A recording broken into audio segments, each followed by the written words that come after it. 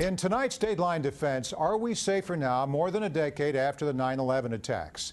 The U.S. discovered that its new enemies are not always nation states with ballistic missiles, but organized and freelance religious zealots who are good at improvising deadly weapons. Joining me now with the latest is Cedric Leighton. He's a retired U.S. Air Force colonel, a former military intelligence officer, and president of Cedric Leighton Associates.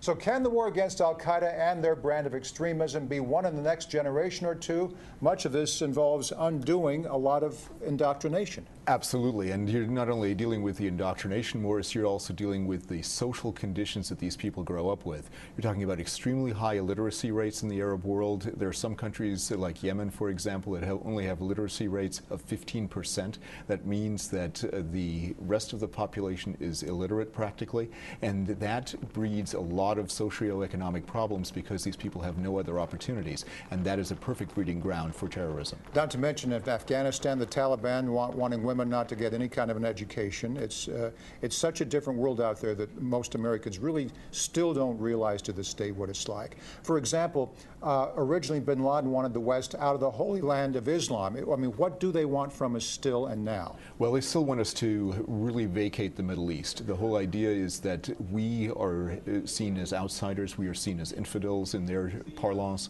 and they are using us as a foil for all of the problems in the Arab world.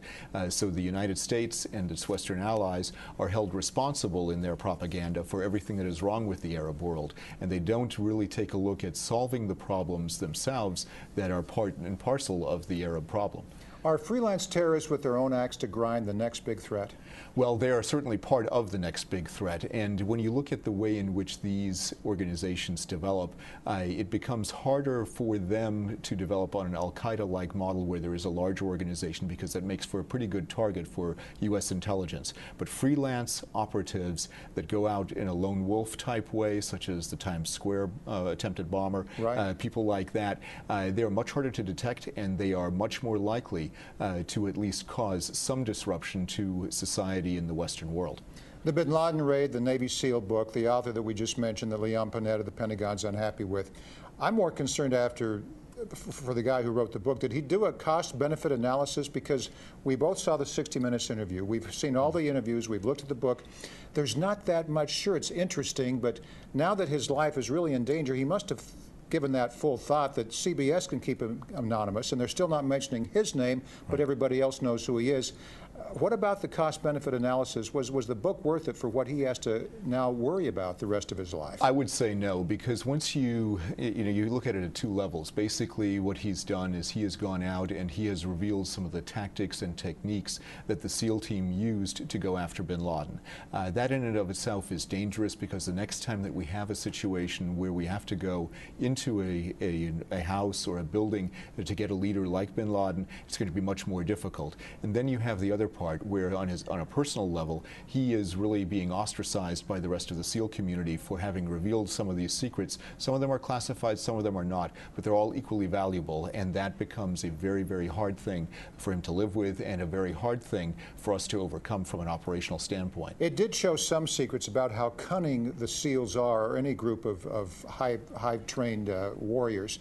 The fact that bin Laden's son was there, and the team leader said, "Psst," and got the son's attention, who peered around, and they shot him right there. Right. But then it's a good thing they did, because the son had access to an AK-47 weapons right behind the top of the stair landing. But those are little things that the enemy would be interested in finding out how we operate, just in little facts like that. Absolutely, and it's one of those situations, Morris, where when you look at that, where they called the guy's name out, they're going to be very careful in how they reveal names, how they do other things in future efforts, and that's going to create some problems, because the next time you say, "Psst, Khalid," that is not going to work next time, and that is going to be a very, very difficult thing for us to deal with on a very minute level, but minute things make a big difference in operations of this type. The Taliban in Afghanistan say they want to capture or kill Prince Harry. Is this more of a publicity gimmick for them, the hey, we're still around? Because if they really wanted to do that, they'd do it and not make the announcement, but at the same time, they're getting a lot of press for it, plus they've got the royals shaking in their boots. What do you make of that? Well, it's always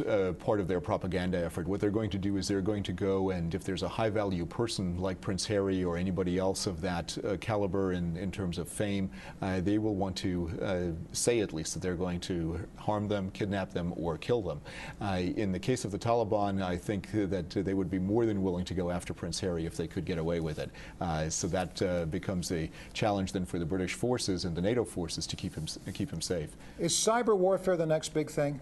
I think so. I mean, we've had this GoDaddy thing. We've got the people with the UDIDs from the Apple iPhones. Not that that's cyber warfare, but it's so hard to differentiate where hacking, where anonymous, where these groups are after money or just to rattle companies, where that ends and where nation-state cyber terrorism begins. Well, it's very hard to tell because nation-states and individuals engage in cyber terrorism nowadays. And there are criminal gangs that do this. There's some very organized gangs in Russia, for example, that do nothing but handle credit card numbers all around the world, and they sell those credit card numbers.